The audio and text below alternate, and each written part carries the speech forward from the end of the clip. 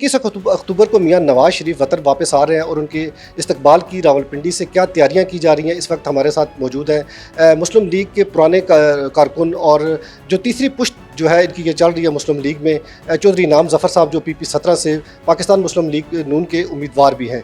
आइए उनसे बात करते हैं। शहर में जोशो खरोश के साथ तैयारियां जारी हैं, जिसमें पब्लिक जोक दर जोक खुद हम लोगों से रब्ता कर रही है कि हमने भी कायद के इस्तकबाल के लिए लाहौर जाना है। उसके लिए मोहम्मद हनीफ अब्बासी साहब ने एक कमेटी बनाई और उसकी सरबराही और उसकी लुक आफ्टर वो सारा खुद कर रहे हैं, मैनेज खुद कर रहे हैं। जिस तरह आपने देखा कि रावलपिंडी शहर इस वक्त बिलबोर्ड्स, हैंगर्स, बैनर्स से भरा हुआ और दुल्हन की तरह सजाया गया। कोई 70 के करीब बसेस जो बुक करवाई हैं ताकि यहाँ से जो लेडीज़ और जेंट्स हम लेके लाहौर जाएंगे वो इज़्ज़त और एहतराम के साथ आराम दे सफ़र में लाहौर जाएं और अपने कायद का इस्तकबाल करें। उस सिलसिले में मैंने अपनी तरफ से 8 बसेस अलहदा बुक करवाई कि हर PP से तमाम जो हमारे उम्मीदवारान हैं वो अपनी अपनी बसेस में लोगों को बैठा के पहले वो नाश्ता करवाएंगे। तो सब ये बताइए कि नाश्ते का एक ट्रेंड चल पड़ा है।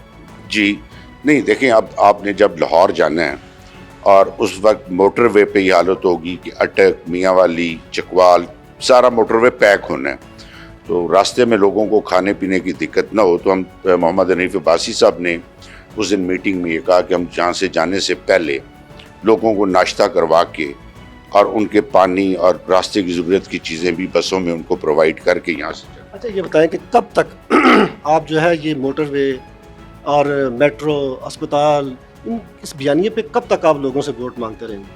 आप रिकॉर्ड चेक कर लें कि जितनी तरक्की पाकिस्तान में और जितनी खुशहाली और आवाम पुरसुकून तरीके से रह रही थी वो कायदे मोहतरम के वो 3 अदवार थे। इंशाल्लाह अब कायद 21 को आ रहे हैं। आने वाले इलेक्शनों में भारी अक्सरियत से जीत के जब वो चौथी दफ़ा वज़ीर आज़म बनेंगे तो ये सारे प्रॉब्लम्स जो हैं इंशाल्लाह कायद उनको कंट्रोल करेंगे, उनकी टीम कंट्रोल करेगी और इंशाल्लाह हमारी आवाम को एक रिलीफ मिलेगा। अच्छा, मोहतरमा बेनज़ीर भुट्टो के साथ जो मियां नवाज शरीफ का मिसाक जमहूरियत का जो मायदा हुआ था, क्या वजह है कि मोहतरमा बेनज़ीर भुट्टो की शहादत के बाद वो मायदा पीपल्स पार्टी आगे नहीं चला सकी, नून लीग आगे नहीं चला सकी? इसकी वजह क्या है? हमारी जमात मिसाक जमहूरियत पे मियां मोहम्मद नवाज शरीफ साहब और उनकी टीम वो स्टैंड कर रही थी। मोहतरमा की शहादत के बाद पीपल्स पार्टी असल में वो पीपल्स पार्टी नहीं रही। उसके अंदर जो डिवीजन आई और जो जरदारी साहब के साथ लोगों की अटैचमेंट जो मोहतरमा के साथ थी वो जरदारी साहब के साथ नहीं थी और उस टीम की वजह से वो लोग हमारे साथ आगे नहीं चल सके। अच्छा, नून लीग के अगर देखा जाए तो पिंडी में इख्तलाफात सबके सामने हैं, तो क्या आप समझते हैं कि ये इतने इख्तलाफात होने के बाद नून लीग पिंडी में कोई बेहतर कारकर्दगी दिखा सकेगी इलेक्शन में? इख्तलाफात हर घर में होते हैं, छोटे मोटे इख्तलाफात चलते रहते हैं। हमारी तमाम तंजीमें एक जगह पे मोहम्मद हनीफ अब्बासी, सरदार नसीम, ताहिर औरंगज़ेब, दानियाल चौधरी की ज़ेर सरपरस्ती मुत्तहिद हैं और काम कर रहे हैं। अच्छा, क्या मंशूर लेके आ रहे हैं इस दफ़ा आवाम के लिए?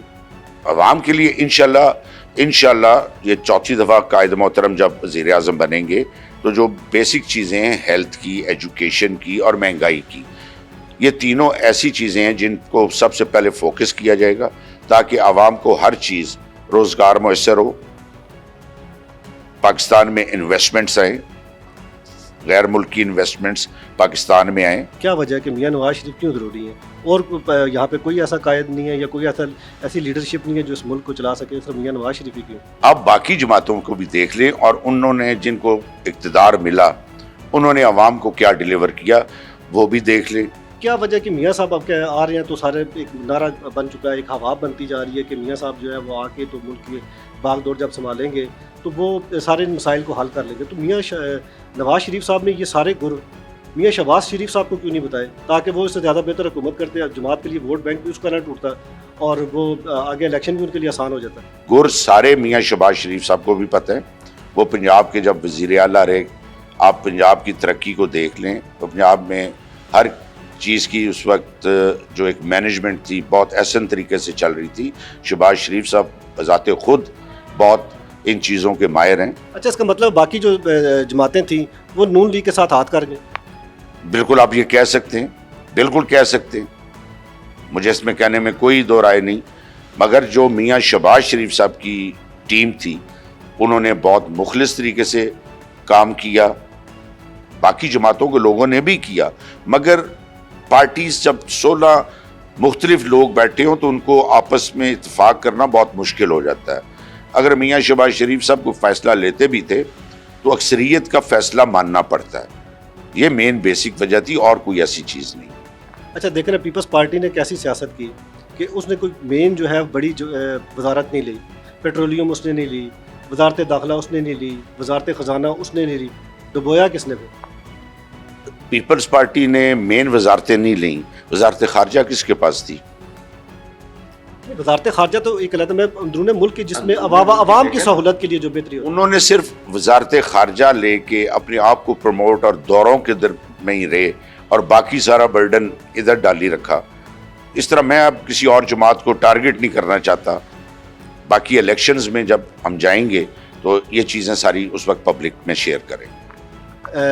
پی ڈی ایم کا جو اتحاد تھا، کیا آپ سمجھتے ہیں کہ آنے والے وقتوں میں اس موجودہ جو الیکشن آ رہا ہے اس میں یہ اتحاد برقرار رہے گا یا نون لیگ کی کوئی سیٹ ایڈجسٹمنٹ کسی جماعت کے ساتھ ہونے جا رہی ہے؟ سیٹ ایڈجسٹمنٹ کا تو فیصلہ قائد محترم ہی کریں گے، باقی وقت کا تقاضا ہے وہ دیکھ کے جس طرح فیصلہ جو قائد محترم کریں گے ہم سب کو وہی قبول ہے۔ بہت شکریہ سر جی۔